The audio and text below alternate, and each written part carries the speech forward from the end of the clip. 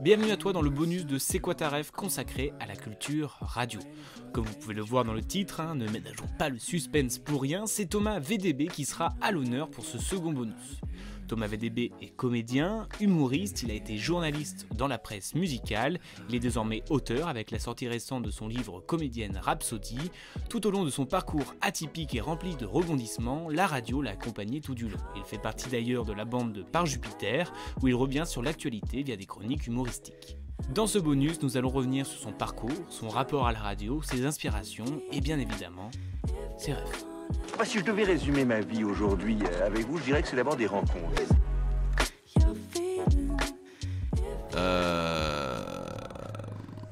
Putain.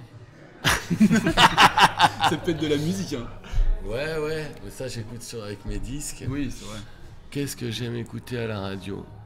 Dans ton livre, tu dis que ah oui, bah, en fait, c'est ça. Tu t'appelais pour avoir. Ah bah voilà, ok, bah on y va alors. C'est mon souvenir, c'est ma ref radio, c'est mon premier souvenir radio. Je confonds les refs et les premiers souvenirs. Faut dire ref de quoi en fait? C'est quoi ta ref? C'est vrai que des fois on fait dans la rue, il y a des gens, c'est quoi ta ref? Ouais, c'est quoi ta ref? Ma grand-mère. Oui, moi, le premier truc qui a été essentiel pour moi à la radio, c'est quand j'ai découvert, je lisais des magazines de hard rock quand j'étais ado, et un jour je découvre qu'un des mecs qui écrit dans ce magazine de hard rock est animateur tous les soirs sur RTL. Et je dis, ah mais RTL, le truc où il y a de la pub dans les journaux télé, là, que personne... Enfin, je croyais que j'écoutais pas, en tout cas. J'allais dire que personne n'écoute. Non. Et donc, je me branche sur RTL le soir, donc j'avais 12 ans. Déjà, je me branche, donc... Ouais, c'est ça. Bah, à l'époque, il fallait vraiment brancher la radio. Puis trouver les ondes, tu vois, vraiment que c'est un peu l'impression des trucs de Seconde Guerre mondiale, un peu comme je vous parle. Et donc c'est un mec qui s'appelait Francis Zégut, qui s'appelle toujours Francis Zégut, qui est animateur le soir à la radio aujourd'hui sur RTL2, je crois. Et à l'époque, il animait sur RTL, et donc il passait des disques, et il faisait gagner des CD. Et donc il fallait téléphoner, et donc tu te doutes bien qu'il y avait plein de gens qui appelaient RTL pour gagner un CD. Et donc t'avais vraiment, 99 fois sur 100, tu vois, l'appel passait pas. Et puis de temps en temps, t'entendais la meuf qui décrochait, qui disait RTL, bonsoir. Et j'étais ouais, c'est pour jouer à la radio. Et donc le jeu était une espèce de toucher coulé qui s'appelait le coin-coin. Et donc il y avait 16 cases de A à E, et puis je sais plus de 1 à 4. Et puis en fait il fallait dire A2 ou B3, puis il y avait des cases avec des CD. Et quand t'entendais t'étais là, j'ai gagné un CD. Et donc ça c'est ma ref, je peux te dire. Moi ma ref, c'est les mecs qui donnaient des CD, moi. Sur des coins. C'est très très bien ça. Ah ouais, mais tu te souviens de la première chose que t'as gagné, le premier CD? Alors la première fois que j'ai... la première fois... je crois que j'ai gagné. En fait, donc quand il disait, il passait le standardiste après, il disait ouais, tu peux choisir le CD, puis il te donnait une liste de 20 CD que j'hallucinais d'apprendre qu'en fait, il leur était même pas envoyé gratuitement. Ces CD, c'est des CD qu'ils allaient acheter au Virgin Megastore RTL pour les faire gagner. Donc j'avais gagné Back in Black de AC/DC et Porno Graffiti de Extreme. Le groupe d'un groupe de hard rock de l'époque qui chantait mort. Tout le monde se fout de ma gueule dans cette pièce là, mais oui. Non. Et j'étais hyper content, moi je les ai pas payés ces CD. Je les ai eu gratis, hein.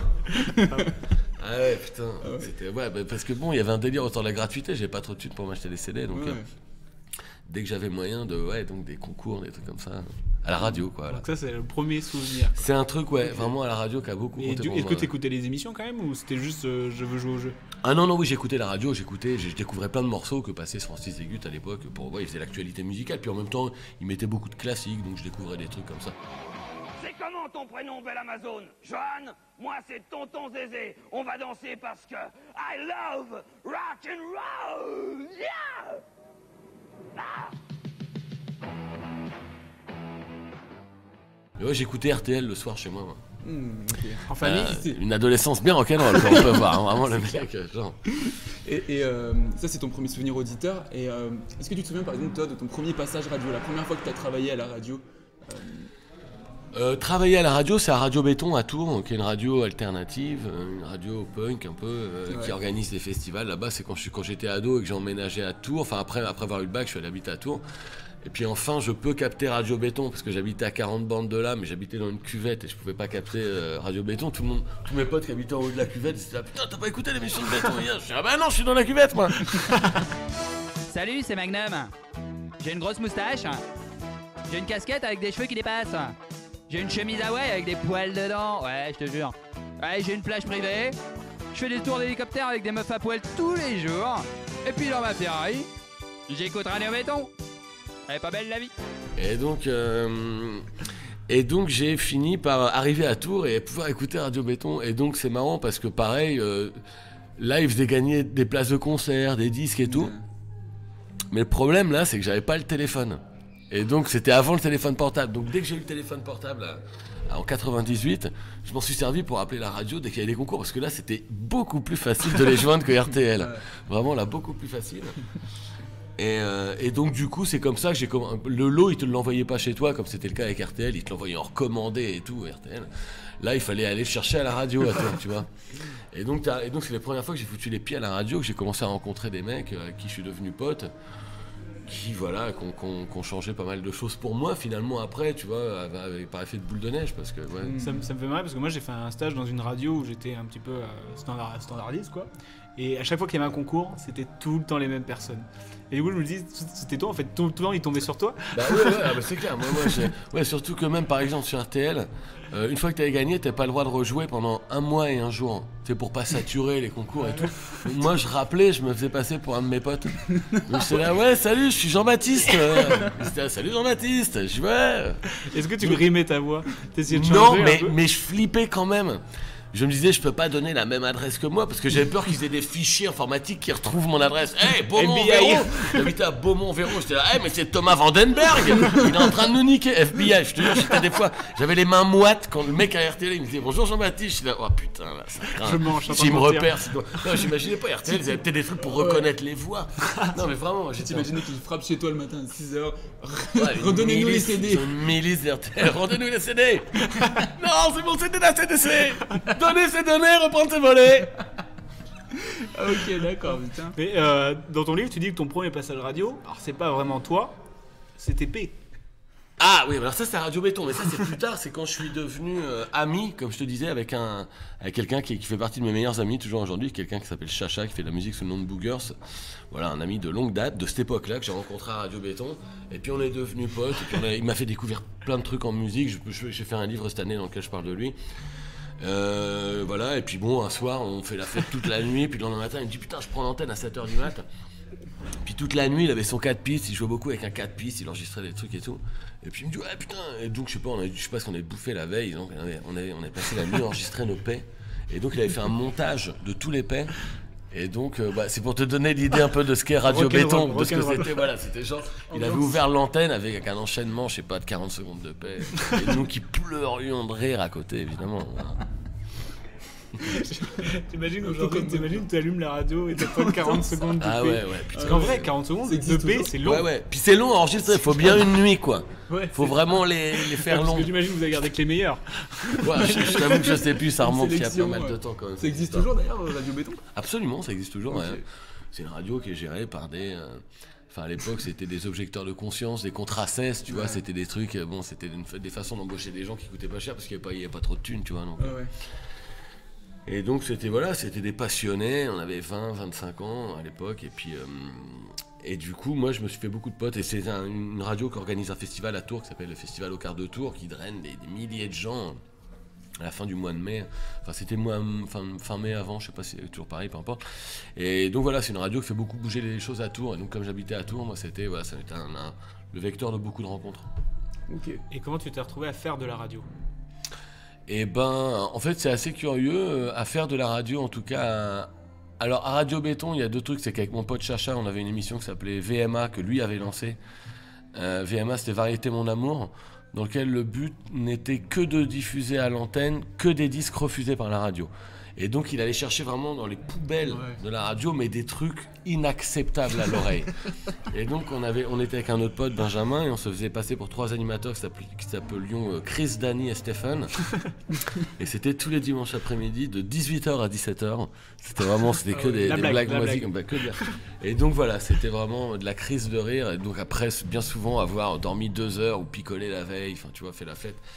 Et donc voilà, on n'était jamais d'humeur vraiment à y aller, on était toujours enfoncés dans un canapé à 16h le dimanche, putain faut qu'on... Et lui il était là, attends j'ai trouvé des bons trucs dans les poubelles, et on écoutait vraiment des trucs moisis de variétés françaises autoproduits dans des studios, qui avaient vraiment des trucs... C'est pas très intéressant. Ah, donc ça a commencé tôt en fait, au final.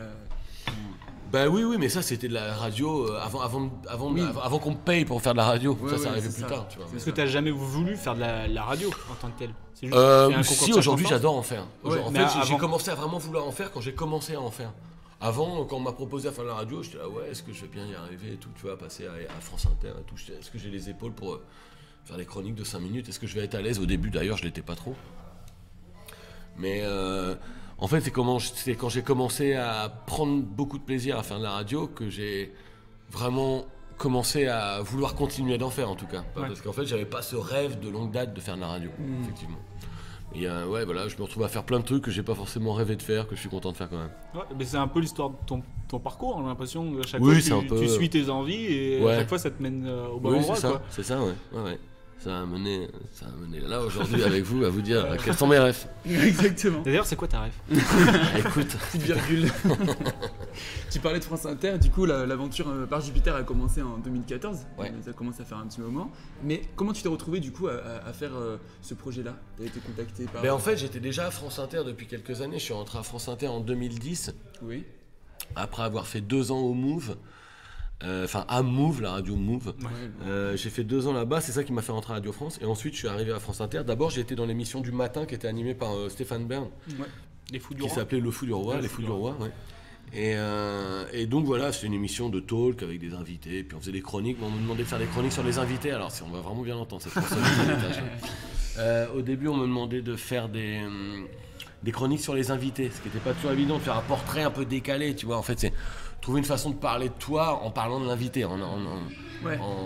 en incorporant l'invité dans ta chronique, quoi. Et donc c'était un exercice d'écriture un peu difficile à faire au début. Ouais, J'ai pas fait que des trucs dont je suis fier au début. En tout cas, bonjour Isabelle Nanty, bonjour Jacques Weber et bonjour Benabar. Vous noterez comme Stéphane Bern que j'ai fait les choses dans l'ordre de la galanterie, c'est-à-dire en commençant par la dame et en disant bonjour au jeune homme après avoir salué le vieux monsieur. En tout cas,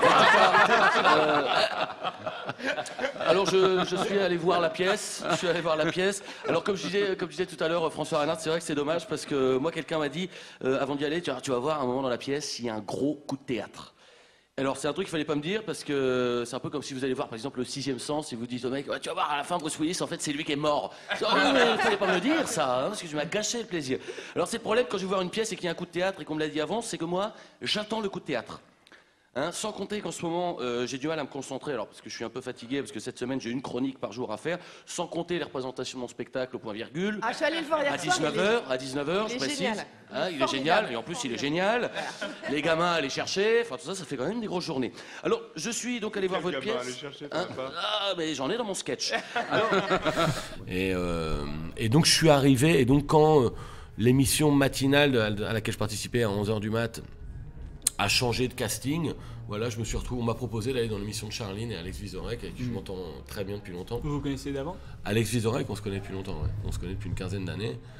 Et donc voilà, puis donc je suis rentré dans son émission, et puis qui a un succès énorme depuis, c'est génial. Et tu prends toujours autant de plaisir? Je prends toujours autant de plaisir à y aller. Je me rends compte que je n'y vais qu'une fois toutes les 2 semaines, parce que je pense que sinon je prendrais pas tant de plaisir. Parce que sinon ce serait plus une contrainte de devoir écrire chaque semaine, à cause du fait qu'il faut trouver un sujet à chaque fois. Et puis quand toutes les semaines il faut trouver un truc à dire parce que tu t'exposes pour donner ton avis, aussi débile soit-il, il faut quand même qu'il soit drôle, et donc tu vois, il faut écrire toutes les semaines, et donc moi j'ai une tournée, j'ai d'autres trucs, j'ai une famille et tout, donc bon, cet exercice-là, toutes les semaines, il est contraignant. Une fois tous les 2 semaines, c'est parfait pour moi, j'adore. Ouais. Et tu te donnes un rythme de travail ou comment tu prépares tes Bah, chroniques? j'écris avec un copain qui est brillant, qui s'appelle Jean Moundir sur Twitter, et donc en général 2 jours avant, il me dit, est-ce que tu as une idée de chronique dans l'actualité? Oui, non, si j'ai pas, il me suggère, il me dit ouais, il y a ça, on regarde des sujets, et puis après on réfléchit à langue tous les deux, puis voilà, je gratte d'abord, et puis ensuite il m'envoie ses trucs, il a écrit de son côté, et tous les lundis matins, on se fait pendant 3 heures, on est au téléphone ensemble. En fait. Et avec lui, du coup, tu travailles seulement sur les chroniques ou il t'aide aussi pour, par exemple, ton spectacle, je sais pas Alors si... que sur les chroniques, en fait, le Ok. spectacle, les choses sont arrivées différemment, parce que j'ai commencé à l'écrire avec ma compagne, Audrey Vernon. D'accord. Et je l'ai peaufiné. Et fait beaucoup de trucs en réfléchissant à la mise en scène en même temps, parce qu'une fois que j'ai amené la première étape d'écriture avec Audrey, j'ai travaillé avec Navo, Ouais. qui est... On a reçu dans cette émission. Ouais. que j'ai écouté d'ailleurs un peu. Et donc, voilà, Navo que vous connaissez bien et qui est brillant, Ouais. évidemment. Et comment vous êtes amené à faire cette collaboration? Ben en fait, Navo, je l'ai découvert, hein, comme tout le monde, enfin comme beaucoup de gens avec Bref. Je l'ai rencontré un tout petit peu plus tard. J'ai commencé, les premières fois que j'ai travaillé avec lui, je crois que c'était sur les soirées noires, qui sont des soirées de stand-up qui se passent entièrement dans le noir, qui étaient à l'Européen. Et donc qui étaient un peu écrites par les comédiens qui participaient, avec Navo, qui mettait un peu en scène tout le truc. Ouais. Et donc c'est les premières fois que je l'ai rencontré, j'ai participé à plusieurs soirées avec lui. On s'est extrêmement bien entendu. Il est extrêmement facile, Navo, il est hyper simple, c'est génial, c'est une crème de mec. Et voilà, donc très vite j'ai pensé que je me suis dit que c'était le genre de mec qu'il me fallait pour m'aider à structurer le spectacle en fait. Et il a été, et donc en plus de structurer le spectacle, il a été un rajouteur de vannes de dingue. Et voilà. Donc, Et une question que je me pose, c'est que lui, ce qu'il veut faire, c'est rien. Et j'ai l'impression que toi aussi. Mais c'est vrai. Comment vous avez réussi à travailler du coup? Ben, en fait, quand tu veux rien faire, tu fais que les choses que tu as vraiment envie de faire. Ça, ouais. Et comme il faut bouffer, parce qu'à un moment, au bout d'un moment, tu as faim sinon dans la vie, et ben, il faut bien s'obliger. Et comme tu as envie de faire que les choses que tu as envie de faire, tu te démerdes au bout d'un moment pour qu'elles te fassent gagner de l'argent. Je sais pas. Non, ça peut être aussi simple que ça, mais. Non, mais c'est vrai que moi, à la base, c'est parce qu'il faut avoir un travail dans la vie que je fais ce métier-là. Bon, en fait, je me rends compte que j'arrive à y prendre du plaisir, heureusement, beaucoup. Mais si enfant, on m'avait dit, ouais, pas la peine de travailler, je pensais, bah écoutez, c'est parfait. Moi, trouvez-moi dans ma chambre, j'écoute de la zik. Et vous venez me chercher, on parle, on fait des soirées, on discute, on va se promener, enfin, tu vois, voilà, quoi. Mais vraiment, zéro stress. Non, le mot travail, c'est un mot que j'aime. Enfin, l'obligation de travail. En fait, par chance, le travail que j'ai est une passion. Donc la passion, c'est génial, mais le travail, c'est horrible, quoi. Et tu utilises le terme travail? Avec mes enfants, oui, quand même, parce que je suis bien obligé de leur dire que je me barre pour travailler et qu'ils comprennent ce que c'est, parce qu'en fait, je peux pas m'assurer que ce sera aussi simple pour eux que ça l'a été pour moi de trouver un métier qui soit une passion. Je vais les y encourager beaucoup, quoi. Mais bon, pour le moment, mon fils, si tu lui dis ça, il va te dire ouais, je veux jouer avec des Playmobil. C'est mal payé, à ma connaissance. Si on revient un peu à la radio, est-ce que tu aurais, comme ça, sans trop réfléchir, un souvenir qui te revient? Peut-être ton meilleur souvenir, ou en tout cas, un de tes meilleurs? Voir le pire. Ouais, alors, c'est intéressant aussi. Des bons souvenirs, j'en ai vraiment, j'en ai plein, notamment depuis que je suis dans cette émission. C'est un peu ridicule ce que je vais dire, mais je suis tellement heureux d'être dans cette émission, quand bien même je n'accepte d'y aller que toutes les 2 semaines. À chaque fois que j'arrive dans ce bureau avec Charline, Alex Vizorek, Guillaume Meurice, Ramzi, qui est l'attaché pro, il y a vraiment un truc familial. Mais en fait, tu vois, je dis ça parce que j'ai commencé à la radio en participant à l'émission de Stéphane Bern, qui ensuite a été reprise par Frédéric Lopez. Ouais. Bon, j'ai rien contre ces gars-là, mais tu vois, c'est pas des gars, quand t'arrives dans le bureau, ils sont là, ouais, salut et tout. Là, l'émission par Jupiter, c'est toujours ça. Ouais. C'est toujours, on est content de se retrouver, on parle avant de... Tu vois, on n'est pas juste là pour venir faire 5 minutes de radio, quoi. Mais ça se ressent aussi à l'écoute. Ouais, mais grave, c'est ça qui rayonne, je pense. Bonjour à tous les amis, comment allez-vous? Mais très bien. Ouais, ça va. Eh ben, ça tombe bien parce que moi je trouve que l'ambiance générale se durcit un petit peu ces derniers temps. Moi il y a 2 semaines j'ai fait une chronique ici sur Nicolas Sarkozy qui n'a pas plu à tout le monde, et ceux qui n'ont pas aimé se sont pas privés pour me le faire savoir. Alors c'est de bonne guerre. Je suis habitué aux commentaires sur les réseaux sociaux, genre c'est quand qu'il faut rire, ou bien va te laver VDB, bon, un classique. Mais là il y a un commentaire qui a vraiment retenu mon attention. Il y a un internaute qui a marqué, en regardant la vidéo où on rigole tous ensemble, il y a quelqu'un qui marque comme ça: oula, ça rigole à France Inter, mais vous en faites pas, ça arrive. Et je pense que cet internaute faisait allusion à un potentiel changement de régime qui nous attend peut-être en 2022, mais alors il a une façon de le dire, wow. Et donc, pour ça, les souvenirs avec Par Jupiter, hein, j'en ai vraiment plein d'excellents. Et j'adore me dire que j'ai fait de très bons camarades de cette équipe, tu vois. Guillaume, tu vois, qui a explosé avec cette émission, Guillaume Meurice, Alex Vizorek, pareil, Charline, pareil. Et donc, Donc voilà, et puis tous les jours, même à Inter que je croise, parce qu'en fait, tu vois, c'est hyper réjouissant d'être... alors je sais qu'aujourd'hui, France Inter, ça divise, tu vois, les gens sont là, c'est une belle humour de gauchiste, ou bien c'est marrant parce qu'il y a des gens qui trouvent que c'est trop gauchiste, Ouais, et il y a des gens qui trouvent que c'est trop valet du pouvoir. Et donc du coup, ils sont là, ouais, vous êtes là pour servir Macron. Alors écoute, une fois par Jupiter, on va en reparler un petit peu après. Mais bon, enfin... de gauche, je veux bien qu'il y ait un truc un peu de gauche dans l'humour, mais en même temps, l'humour de droite, je veux dire, il n'y en a pas souvent des Gaspard Proust qui sont très drôles. C'est clair. Donc, C'est clair. tu vois, envoyez-moi des mecs d'humour de droite qui sont vraiment marrants, tu vois. Donc voilà, donc être à Inter tout le temps et croiser des mecs comme, même si je suis pas toujours dans la même mission qu'eux, d'ailleurs pas du tout, mais Guillermo Guise, tu vois. Il y a plein de gens que j'adore, la Fred Fromet, Constance, Émeric Lompré, putain, oui, voilà, mais je le vois jamais, Émeric, parce qu'on est évidemment Émeric Lompré, voilà. Fin. Est-ce que ça va? Ouais. J'ai rien entendu, est-ce que ça va? Ouais. Vous allez bien? Ouais. Non, est-ce que vous allez vraiment bien? Bah oui. Ouais. Non, mais en fait, j'adore savoir si les gens vont bien. J'aurais dû faire médecine, hein, mais je crois que j'étais un peu trop con parce que ma conseillère d'éducation, elle m'a dit avec votre niveau, vous avez le choix entre être Christophe Castaner ou travailler chez les Belges. Bon, bah bonjour à tous. Et donc, aujourd'hui, il y a Philippe Cavrivière qui est un mec de RTL. L'autre jour, il disait, je sais plus ce qu'il disait, les comiques d'Inter, il disait. C'est les joueurs du... Alors, il me citait pas moi, mais il parlait d'Émeric en compagnie... Enfin, c'est vrai qu'il y a ça qui rayonne de France Inter. Je trouve qu'aujourd'hui, il y a une quantité de mecs et de nanas qui écrivent hyper bien à Inter. Donc, Cavrivière, il disait, c'est l'équipe de... On dirait l'équipe du PSG, mais avec les salaires de Sochaux. Et c'est vrai que c'est un peu ça, ouais. Même Sochaux, je pense, c'est généreux. C'est mieux, vraiment, mieux payé que vous, les mecs de Sochaux. Okay. Ouais. Donc, et est-ce qu'il y a une sorte de petite concurrence entre les différents chroniqueurs? Je veux dire, dans les billets d'humour à faire. Je crois pas. Ou, tiens, il y a Alexis Le Rossignol aussi, qui est un autre mec que j'adore, à qui je pense là. S'il y a une concurrence, non, il y a pas. Enfin, s'il y avait une concurrence, on passerait du temps à maugrer chez nous avec la petite. Mais en fait, on se voit, on se fait rire, ça marche pour tout le monde. Une grosse bienveillance. Il y a plein de talents aussi, donc bon, c'est dur de voir un mec qui réussit sa chronique et dire ah c'était nul. Il n'y a pas de concurrence. Surtout juste après la fin de sa chronique de le dire. Bah ouais, c'est clair. Ouais, juste à la fin de sa chronique. Moi j'ai pas trop aimé.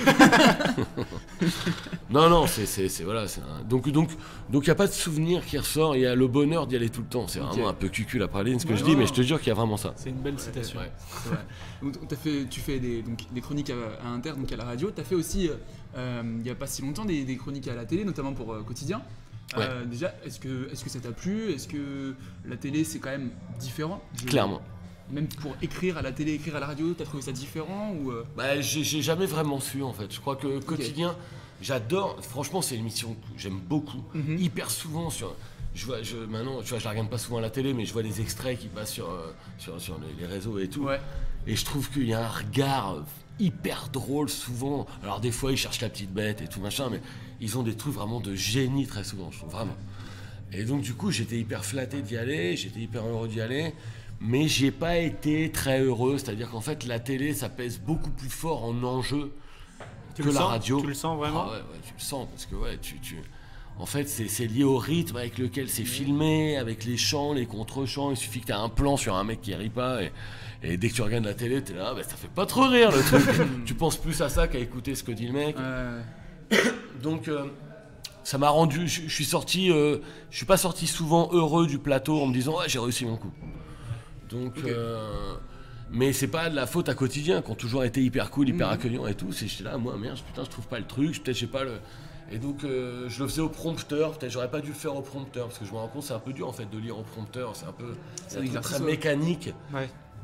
Et je pense que je reproduisais des ficelles de télé un peu en regardant ce prompteur, et donc du coup, c'était pas. Ouais, je pense que j'ai jamais réussi à être aussi naturel et juste que j'estime arriver à l'être quand je suis à France Inter. En tout cas. Et si on te proposerait dans une autre émission télé, est-ce que tu irais ou tu y réfléchirais à deux fois?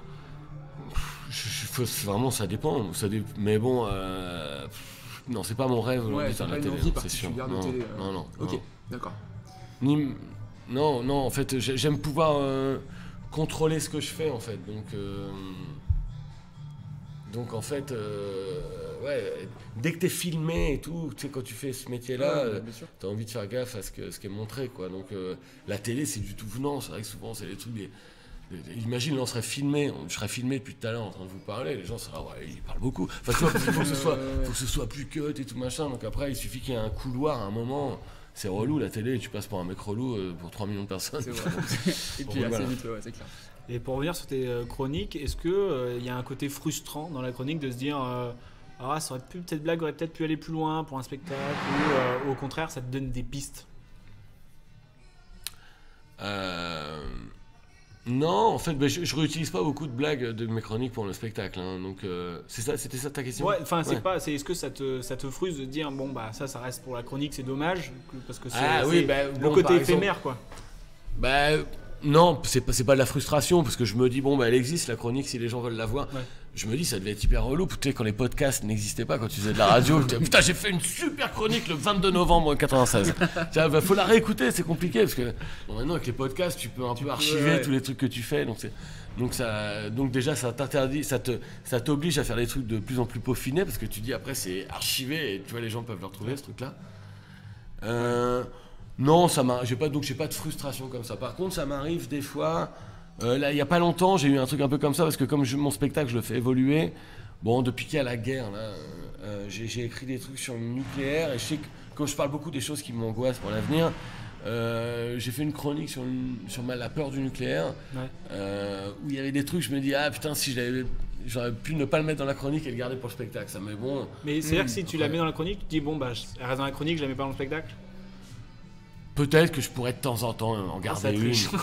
Non, mais c'est parce que j'ai juste peur que, tu vois, le public rigole, puis à un moment tu fais une blague qu'ils connaissent, qu'ils ont entendu à la radio, puis que le public fasse « Ah ouais, on connaît ça. » Et quand t'entends 800 personnes qui font « Ah bah ouais, j'ai entendu. » Tu vois, je sais pas comment ça résonne quand t'es sur scène. C'est vrai, ouais. Et du coup, t'as un petit peu répondu tout à l'heure, mais c'est pas la même méthode de travail pour faire des chroniques télé ou des chroniques radio, ou c'est plutôt l'accueil que Ça dépend en fait. Bah oui, à la radio, mais à la radio, les gens rigolent avec nous, tu vois, Charline, Guillaume et tout, mais après, il y a plein d'auditeurs qui se plaignent en disant « Ah ouais, mais putain, on vous entend trop rigoler derrière. » Et donc du coup... J'aime pas rire. Ouais, mais bon, toi, t'es là... mais s'ils rigolaient pas, ça passerait pour du bide, ce que je fais à la radio, s'il y a personne qui rit. Et c'est marrant, c'est comme les sitcoms, quand il y a une étude qui dit que... Les rires fait rire en fait. C'est communicatif, ouais. Et je pense qu'il y a un côté aussi communicatif. Évidemment. Qui rend peut-être plus indulgent les chroniques, je parle pas en général, mais je pense qu'il y a un truc de ok, c'est une bonne ambiance, cette vanne elle passe pas, c'est pas grave. Bah ouais, je pense que ça joue aussi quoi. Et donc à la télé, en fait, en plus le public qui était en plateau était conscient d'être filmé, donc c'est un public en plateau télé, il n'est pas à la tête à écouter complètement ce qu'il se dit, là, est-ce qu'on me voit là tu vois, donc du coup ils sont pas vraiment là pour t'écouter. Moi je passais après 2 heures d'émission. Donc en réalité j'aurais dû écrire avec la même distance mes trucs à la télé que je le faisais pour la radio, mais du coup je pense que je voulais les soigner plus et en les soignant plus je coupais les cheveux en 4 plus et c'était moins fluide peut-être. Ok, d'accord. Mais parce qu'en réalité ils m'ont pris parce qu'ils aimaient bien mes trucs à la radio, donc ils voulaient que je fasse un truc qui soit un peu le même genre, mais moi c'est difficile, déjà j'avais pas beaucoup de temps d'aller à la radio, donc en plus de devoir écrire toutes les semaines à quotidien, c'était ça qui était contraignant aussi, toutes les semaines devoir y aller, moi c'était trop et là rythmé. On parlait un peu du public, mais maintenant que tu dis avec les podcasts et tout ça, il y a les replays, etc. Est-ce que tu sens que ça évolue, que ça réagit plus vite ou plus durement? Et de quoi par rapport par exemple à des commentaires sur les réseaux sociaux. Bah oui, ça est-ce que ça te touche? Tu peux te faire insulter beaucoup plus vite. Est-ce que ça te touche ou tu arrives à passer par-dessus? Non, je les lis, je survole vraiment les commentaires vraiment vite fait parce que ça fait plaisir, parce qu'en fait il y en a beaucoup de cool. Il y en a toujours des pas cool, mais non, franchement je me laisse pas trop atteindre. Ouais. Bon, après s'il y a un mec tu vois, qui développe un truc hyper piquant et tout, non mais ça m'est déjà arrivé d'être un peu vexé par les trucs, mais des fois les mecs ont raison aussi. C'est là où c'est le plus vexant? Non, justement c'est ça qui te force justement le plus à accepter les remarques qui semblent désobligeantes a priori et qui ont en fait ont de la vérité dedans, donc il faut accepter la critique aussi. Si on revient un petit peu plus au début de ta carrière en tant qu'humoriste, la transition journaliste-humoriste, tu l'as fait comment? C'était une idée de transition, par exemple tu as fait ton premier spectacle où tu parlais justement de ton métier, c'était fait exprès pour que cette transition se fasse plus facilement, ou c'est juste que tu voulais passer du tout et c'est de ça dont tu avais envie de parler? En fait, tu sais, quand j'ai quitté la presse, je faisais déjà beaucoup de théâtre de rue et donc très vite j'ai su que je voulais monter sur scène, que je voulais écrire un spectacle pour moi seul. Et du coup, oui, je savais déjà vers quoi je me projetais en réalité. Tu vois, je savais pas que j'allais faire de la radio, je savais pas que j'allais être amené à faire un peu de ciné aussi, à jouer dans les fictions, mais je pense que c'était une aspiration que j'avais. Mais voilà, je savais clairement que je voulais monter sur scène pour faire un spectacle que j'allais écrire seul. Et donc, je racontais mon histoire de fan de musique qui devient journaliste de musique. Et là, du coup, ça a aidé dans ta transition. Peut-être, je sais pas si le public il s'est dit ok, on passe à quelqu'un d'autre. En fait, aujourd'hui, j'ai encore des gens qui me parlent du premier spectacle, j'ai des gens qui me parlent encore de mon rapport à la musique. Puis j'ai fait un livre dans lequel je parle de mon rapport à la musique aussi, mais c'est vrai qu'effectivement, il y a une transition. Aujourd'hui, je suis plus le même mec, quoi. Je suis plus obsessionnel sur la musique tout le temps dans tout ce que je fais. Je parle pas que de musique à la radio. D'ailleurs, dans ton dernier spectacle, ton VDB s'acclimate, tu parles plus du tout de musique. Quasiment plus. Il y a une blague sur le fait que je suis fan de musique à un moment que les gens... Mais sinon... Tu parles plus de l'héritage écologique que votre génération a passé à celle future. Ouais, mais voilà, mon premier spectacle sur le fan de musique, je l'ai fait, j'avais 28 ans. Là, j'ai 45 ans et 2 enfants. Et donc, ouais, pardon, ça fait un peu... genre, je suis devenu adulte. Non, mais non, pas que. Mais, oui, mes préoccupations, mes centres d'intérêt évoluent, quoi. Et donc, aujourd'hui... j'ai beaucoup de bonnes raisons d'être... Dans mes centres d'intérêt, il y a mes angoisses. Je suis très intéressé par mes angoisses. Non, et ça m'inspire beaucoup, en fait. Tout ce qui me fait flipper un peu m'inspire pour dire des conneries. Et donc, c'est pour ça que le spectacle, il parle de choses un peu a priori angoissantes, mais avec lesquelles j'essaie de faire rire, quoi. Donc la transition écologique, c'est un truc qui te fait un peu flipper, entre guillemets? La transition écologique. Je veux dire le côté l'héritage écologique, pardon. Le réchauffement climatique. Ouais. Etc. Ouais. Je sais pas s'il y a des gens qui sont là. Ouais, c'est top, le réchauffement climatique. Vivement les tsunamis. Oh là là, attends. Non, mais ouais, c'est... Oui, c'est très présent. Oui, je pense que c'est un sujet qui est devenu de plus en plus anxiogène ces 10 dernières années. Ouais. Et c'est ces 10 dernières années que j'ai eu des enfants. Donc, tu vois, les deux ajoutés, bon, voilà. Mais il y a 10 ans, j'y pensais pas trop à tout ça. Oui, c'est clair. Donc, dans ton livre, tu parles notamment du fait que le journaliste a un peu, entre guillemets, dégoûté du rock au bout d'un moment, à force de travailler dedans. Du coup, il y a deux... On a un dilemme. Deux adages qui existent un peu. C'est genre, si tu as une passion, n'en fais pas ton métier. Ça, c'est le premier adage, parce que tu risques du coup, comme toi, d'être vraiment dégoûté. Et t'as le deuxième adage qui est, fais de ta passion ton métier, tu travailleras pas un seul jour de ta vie. Toi, tu te situes où et c'est quoi un peu ton slogan, ton adage par rapport à ça? Je pense que c'est plutôt fais de ta passion... fais de ta passion. Les deux marchent, en fait. Ça dépend des cas de figure. Aujourd'hui, si je regarde, c'est moi ce que je fais, comment j'ai réussi à être heureux dans la vie, ou ce qui me rend heureux dans la vie, c'est d'avoir fait de ma passion mon métier et j'ai pas l'impression de travailler. Bon, des fois, il faut que je me lève tôt, mais tu vois, c'est se lever tôt que j'aime pas, en fait, le travail. C'est ça l'adage. Après, non, moi, je fais de ta passion ton métier, clairement. Okay. Parce que sinon, le premier, ça veut dire trouve-toi un travail. C'est des trucs, c'est comme mes parents me disaient. Quand je leur disais, ouais, j'ai envie de travailler dans la musique, dans la comédie et tout, écoute, trouve un vrai boulot d'abord. Et j'étais là, mais arrêtez avec ce truc, quoi. Non, faut y aller à fond. Sinon. Et puis, il faut y croire surtout, et puis, il faut travailler. Et puis, il faut peaufiner, et puis il faut écrire en fait. En tout cas, ça dépend de la passion, mais moi, en tout cas, la mienne, moi je pense que les choses se sont développées dès que j'ai commencé à écrire.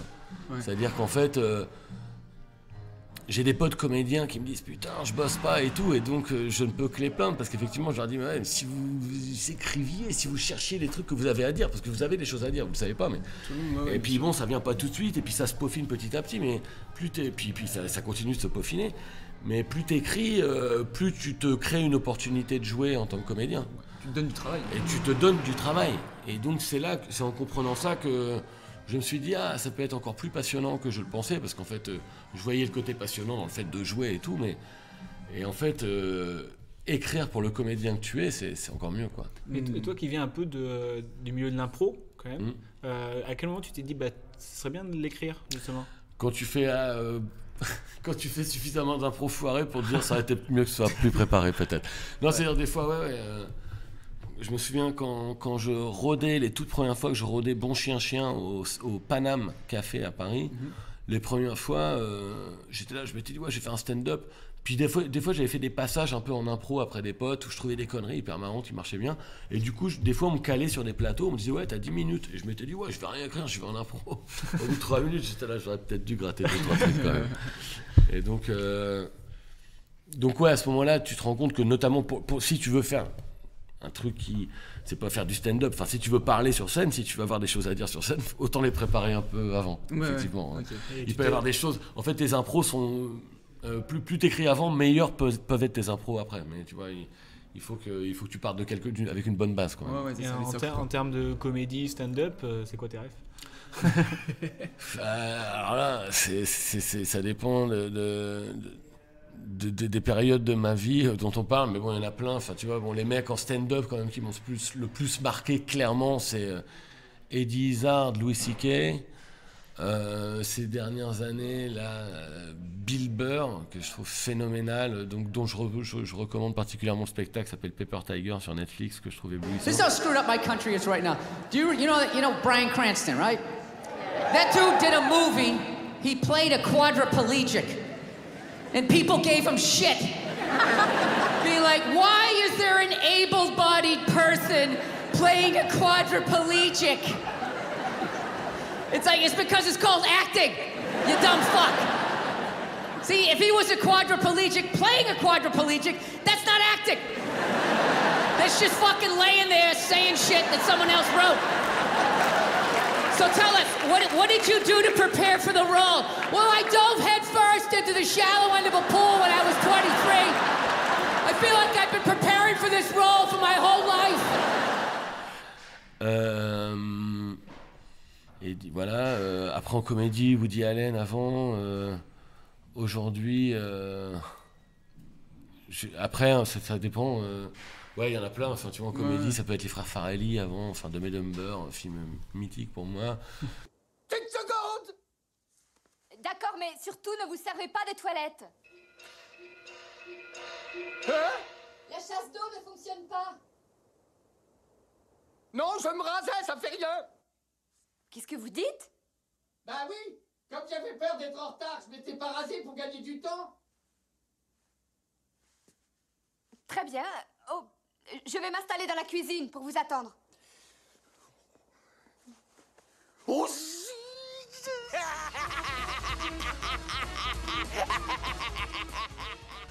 voilà. Là, c'est marrant, récemment, j'ai acheté le nouveau livre d'un illustrateur qui s'appelle Pierre Lapolice, dont je suis fan depuis de très longue date.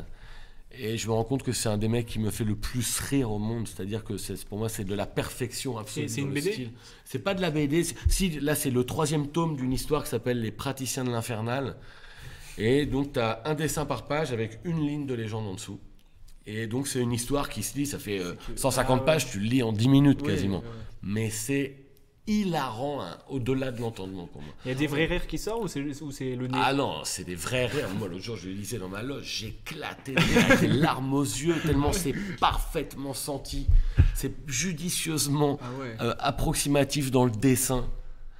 Et surtout dans le langage, parce qu'il joue beaucoup avec les éléments de langage, il y a un côté très enfantin dans le langage qu'il utilise et tout, mais pour moi c'est un génie, et je recommande un de ses livres, qui est pour moi un livre un peu d'art contemporain, qu'il a fait avec un artiste qui s'appelle Les Demoiselles de Vienne, et c'est un livre de recettes de cuisine, et donc c'est que des photos de plats, avec le nom du plat en dessous, et donc tu sais pas si c'est des plats qu'ils ont fabriqués eux-mêmes ou si c'est des trucs qu'ils ont récupérés dans des livres de recettes de cuisine roumains des années 50, mais c'est genre des pièces montées de pain de mie à la béchamel, des trucs comme ça, et donc avec des légendes genre on va se régaler, et donc mais c'est du génie absolu. Ça t'a inspiré une publication sur ton Insta avec le flan, non? Non, ça m'inspire beaucoup. J'ai fait une publication Insta sur le dernier livre de Pierre Lapolice. Ah oui, j'ai vu ça tout à l'heure. Non, c'est vraiment pour moi un génie. Voilà, qui illustre beaucoup, qui a dessiné dans les Inrocks, dans l'eBay, qui dessine dans Society. Mais voilà, donc ces BD et tous ces livres sont incroyables. Et toi, la BD ou écrire pour une BD justement du style décalé comme ça t'intéresserait? Si j'étais plus bosseur, je le ferais certainement. Mais en fait, comme j'aime beaucoup prendre le temps, et puis comme j'ai déjà plein de boulot, ouais, j'aimerais bien faire ça, mais écrire une BD avec un mec, mais il faudrait que j'ai le bon dessinateur au bon moment, avoir la super idée, et puis... en fait,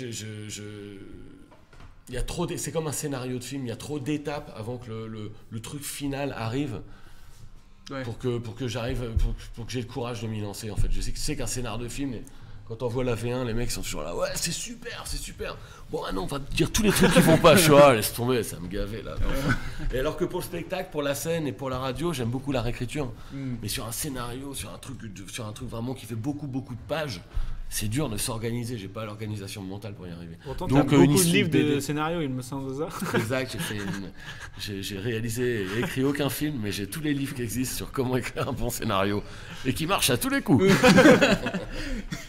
Tu parlais de cinéma, du coup, ça fait presque 10 ans maintenant qu'on commence à te voir régulièrement au cinéma. C'est quoi ton rapport au cinéma? T'aimerais bien plus en faire? Ça te va comme ça? Ou t'aimerais bien peut-être plus de rôle? Je pense que le film que je rêve de faire, c'est le film, contrairement à ce que je viens de dire, que je réussirai à écrire et dont je serai hyper fier en fait.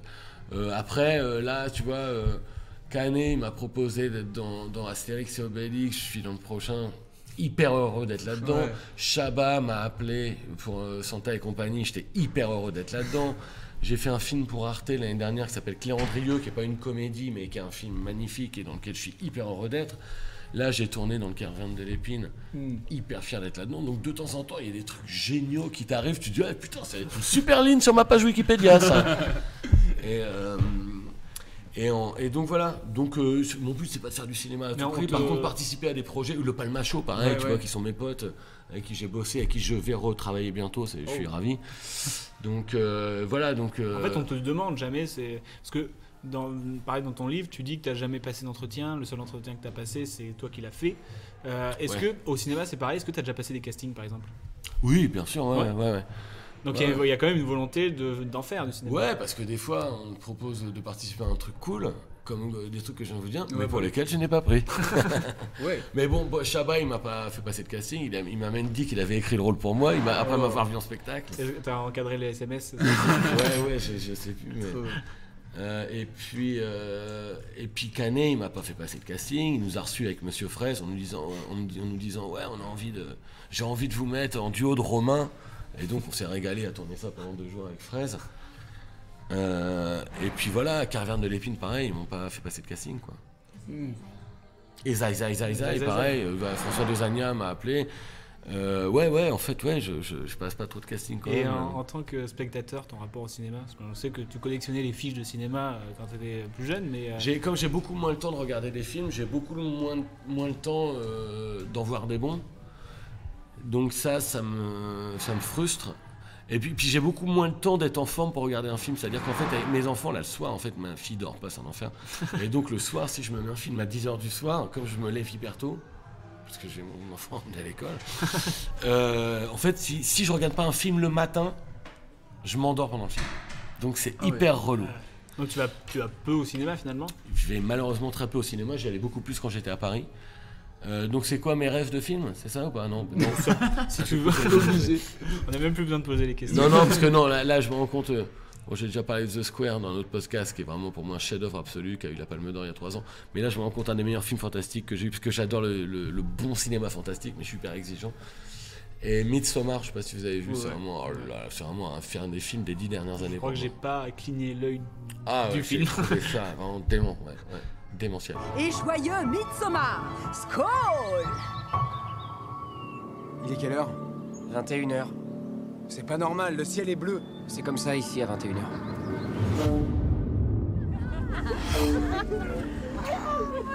Ça fait combien de temps que vous êtes ensemble? Un peu plus de 3 ans et demi. 4 ans. Ah bon? Ouais. T'en penses quoi? On dirait un autre monde. Donc oui, j'aime avoir très peur au cinéma et j'aime beaucoup rire. Soit beaucoup rire, soit avoir très peur.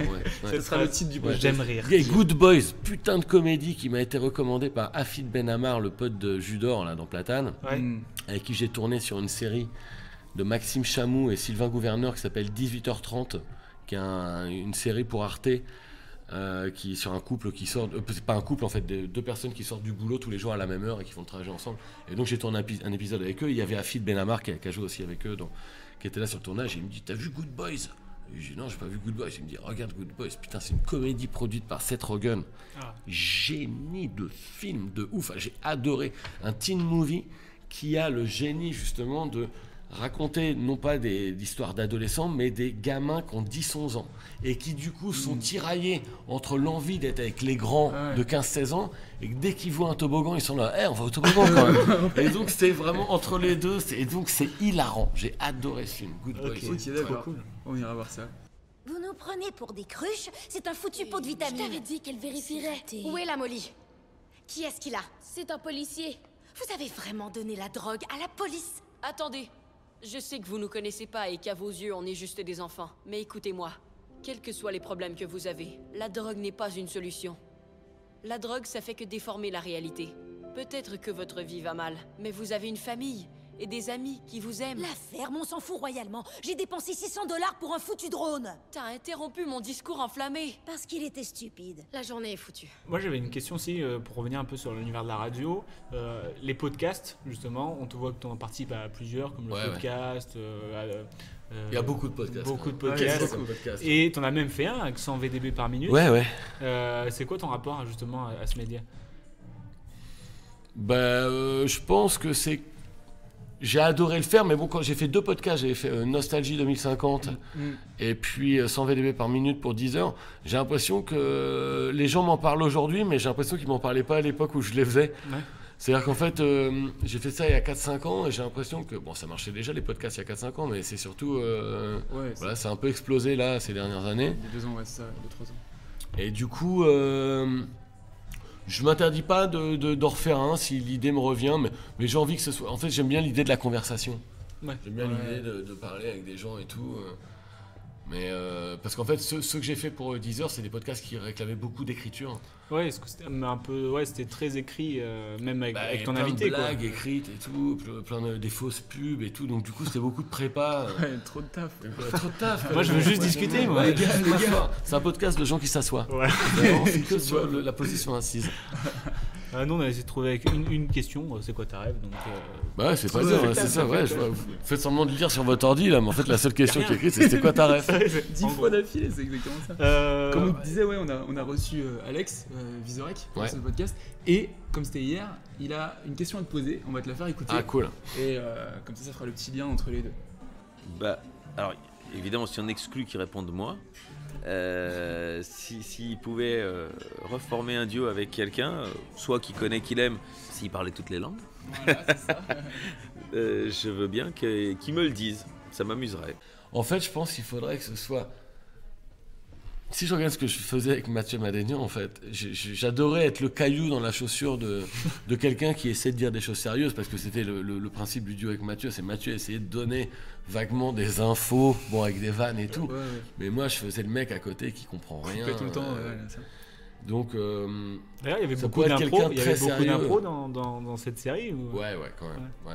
Parce que c'était un gros rythme de diffusion. Ouais, mais on écrivait beaucoup et beaucoup d'impro. Puis il y a plein de gens qui écrivaient pour nous aussi, dont Jean Moundir d'ailleurs déjà à l'époque, qui était avec nous. N'importe quelle personne très sérieuse à côté, ça pourrait être... c'est marrant de... ce serait marrant que ce perso que je faisais, il soit le binôme d'Éric Zemmour, par exemple. Tu vois, Éric Zemmour, il serait là, ouais, écoutez, et moi, je pourrais dire des trucs horribles à côté, où lui serait obligé de dire, bah non, quand même pas. Je dis, bah, c'est ce que j'ai compris que t'as dit, non? Enfin, tu vois, genre, juste être le caillou dans la chaussure d'un mec qui essaie de dire des choses... Franchement, je m'attendais à toutes les réponses, mais être en duo avec Éric Zemmour... Non, mais ouais, mais juste pour le mettre dans la merde, en fait. Ah ouais. Juste pour dire... Ouais, on va tous les cramer. Bah non, bah c'est ce que tu dis, non? T'essayes de le dire avec des formes, mais c'est exactement ce que tu viens de dire. Ouais, ok. Non, c'est parce que je sais que vous allez pas me soumettre le vrai duo que j'ai dit Éric Zemmour, hein, mais bon, voilà. Et en vrai, j'ai pas trop envie de faire un duo avec Éric Zemmour. Ouais, mais j'imagine, bien sûr. Mais sinon, Mathieu Madénian, je me suis beaucoup énormément amusé à faire un duo avec lui. Ouais.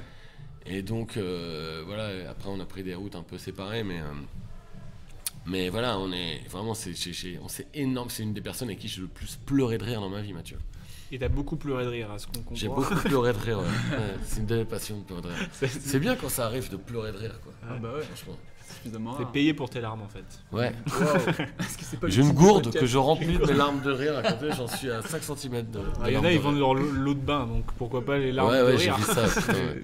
Faudrait peut-être que je vende l'eau de mon bain. Moi. Ouais. Tu peux faire de l'argent sans trop bouger de Ouais. chez toi là. Je vends l'eau de ma chasse d'eau. Bon, bah, on se dirige doucement vers la fin de l'interview. Est-ce que tu as des projets sur lesquels tu peux nous parler? On sait que tu es en tournée en ce moment pour ton spectacle, mais à côté de ça, qu'est-ce que tu peux nous dire? J'ai tellement de dates de spectacle, effectivement, que j'ai pas beaucoup de temps d'avoir des projets, mais j'ai quand même. En fait, je sais pas si j'ai envie d'avoir le projet ou le projet d'avoir envie, mais disons que c'est pas un truc pour tout de suite. C'est une chanson des années 80, ça. Non, j'aimerais bien faire je réfléchis un peu à la suite de mon livre, mais à la base, j'y réfléchissais pas du tout. Okay. À la base, je savais même pas que j'allais écrire un livre avant de faire celui-là. En fait, T'as je savais kiffé même pas écrire vraiment. un livre? Ouais, j'ai vraiment kiffé. Ça a été un peu compliqué parce que j'y ai pas toujours cru du tout en l'écrivant. Mais donc, je kiffe beaucoup qu'il plaise aux gens en tout cas. Ouais.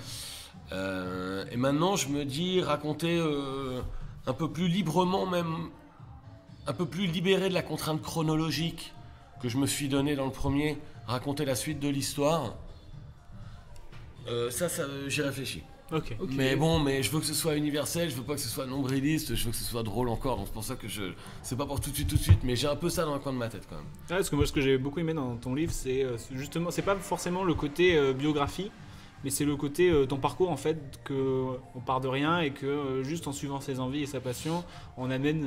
Ouais, mais j'ai pas voulu raconter ça au début, quoi. Mais je savais pas ce que je voulais. J'ai juste raconté une succession de trucs qui me faisaient marrer. Donc en fait, ouais, je veux que ce soit un peu en fait, c'est plus le parcours qui est inspirant dans le Ouais, sens ouais. de. Il faut faire ce qu'on aime en fait. Et Ouais. Après, tu penses de la chance du coup, parce que tout s'est Ouais, bien ouais, il y a eu de goupillé. la chance aussi, ouais, Mais c'est bien sûr. inspirant de faire ce qu'on aime. Quoi. Ouais, bah ouais, manifestement. Juste avant enfin, on a un petit jeu, mais juste avant, on aime bien finir par les rêves du futur. Alors, les rêves du futur, c'est quoi? C'est tout simplement les recommandations culturelles. Ce que tu dis, ça va être le futur.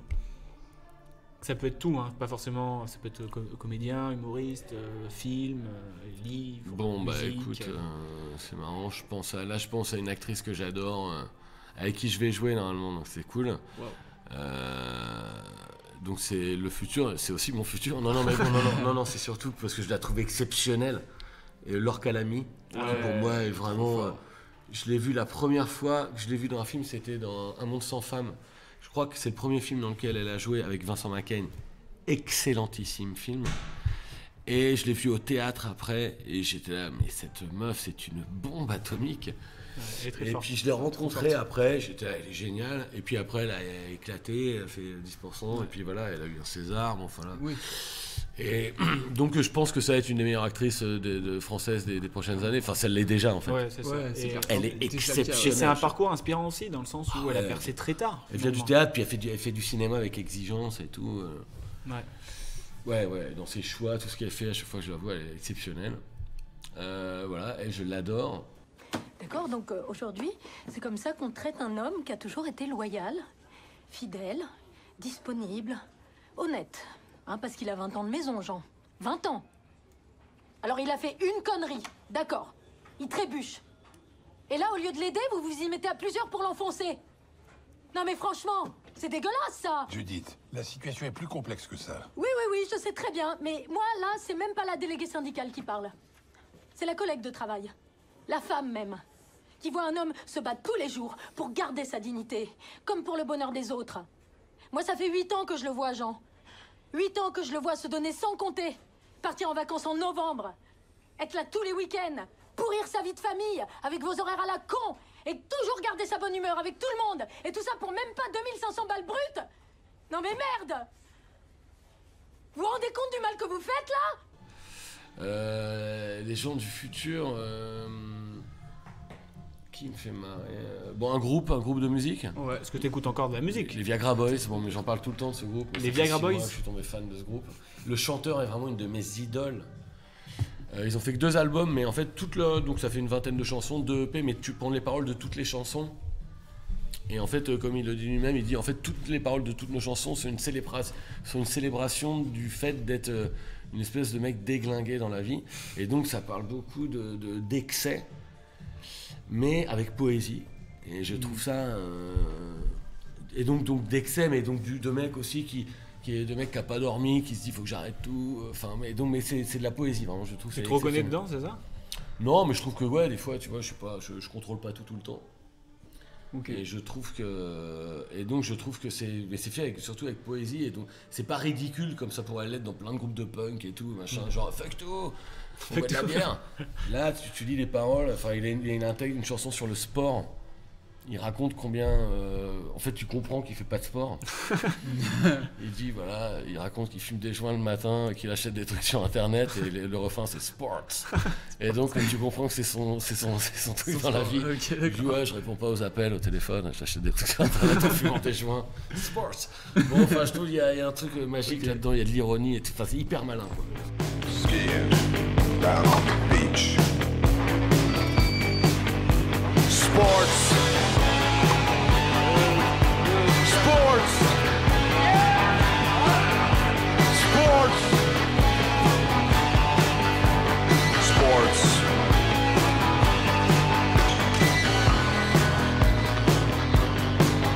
Volleyball!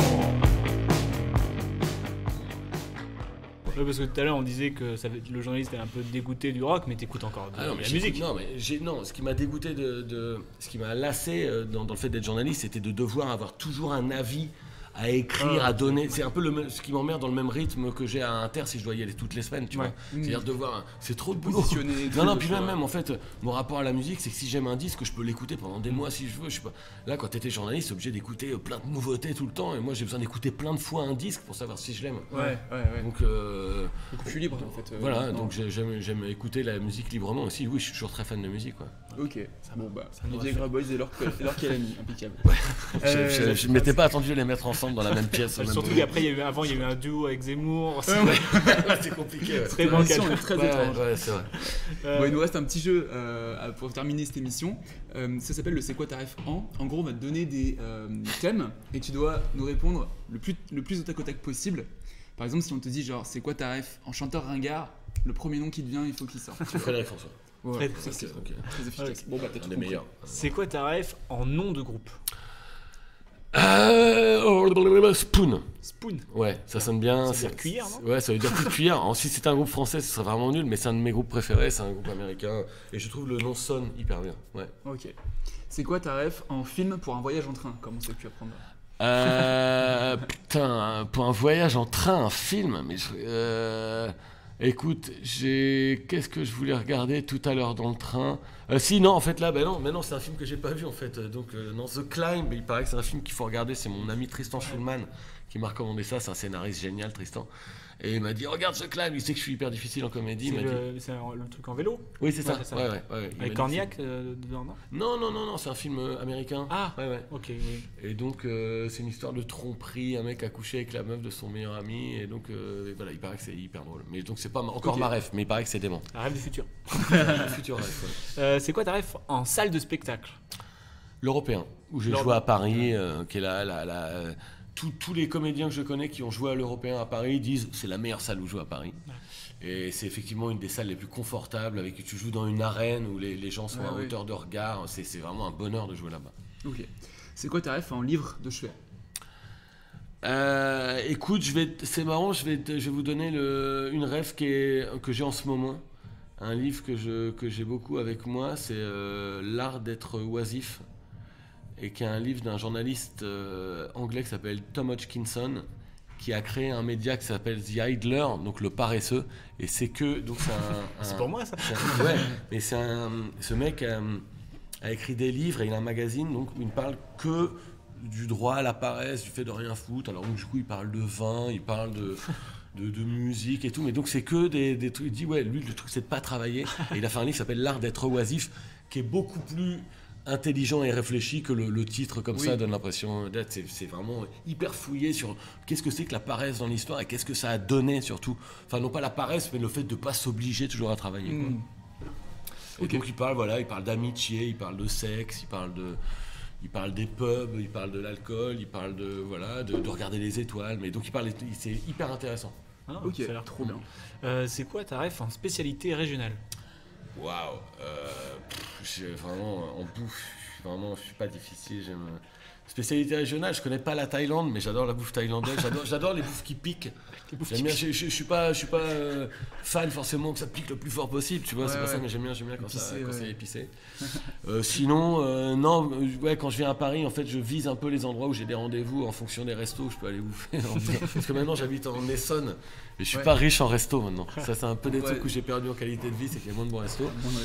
Donc du coup, à Paris, je me fais. Donc sinon, j'adore les gyoza, j'adore les dim sum. Tu vois, je suis vraiment de la bouffe de bobo, quoi, des trucs. Les pizzas, j'aime bien, les hamburgers. C'est quoi ta ref en couleur de papier peint? Waouh.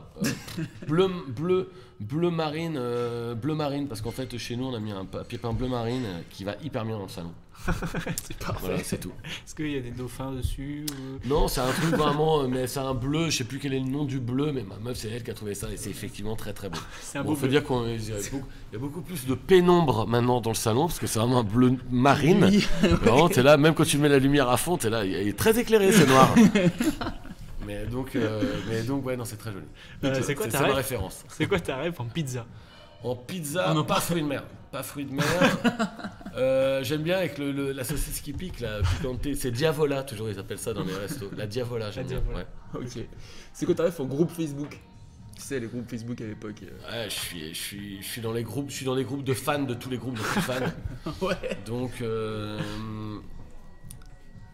ouais, non, je suis dans les groupes Facebook de musique, quoi. Donc de mecs qui postent des morceaux. Ok. Donc, si t'es pas fan des groupes dont je suis fan, ça peut pas t'intéresser. Ok. Et pour finir, c'est quoi ta ref en podcast avec le mot ref dedans? Écoute, c'est quoi ta ref? Ouais. Ah les gars, c'est impeccable. Bravo. Ouais, t'as triché. Ouais, je savais le nom du podcast. Je crois qu'on l'a dit 11 fois. C'est pas impossible. Bah, en tout cas, c'est une fin d'épisode. Merci Génial. beaucoup de nous avoir consacré du temps. C'était très cool. On mettra Merci, les liens de ce que tu joues dans toute la France. Ouais. On les mettra les Ouais, liens en ouais, description.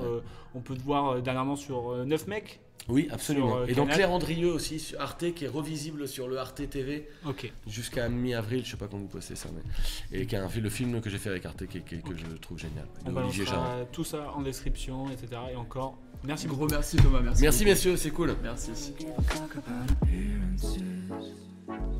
Been here and